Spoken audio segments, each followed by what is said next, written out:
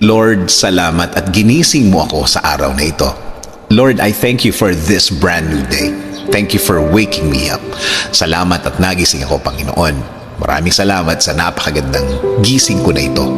Tatanggapin ko po ito as another form of blessing. Humihingi po ako ng patawad, Lord, dahil minsan hindi ko nakikita ang kagandahan ng umaga at araw. Hindi ko nakikita ang mga bagay na ibinibigay niyo sa akin. Mga bagay na dapat maganda ang effect sa akin. Since na sa problema ako nakatingin, hindi ko po ito lahat nakikita. Kaya ngayon, Lord, mas magkukonsentrate ako sa mga biyaya niyo sa akin. Mas ibubukas ko ang aking mga mata, ang aking puso, ang aking isip. Mas hahanapin ko ang kagandahan ng araw at kagandahan ng sitwasyon.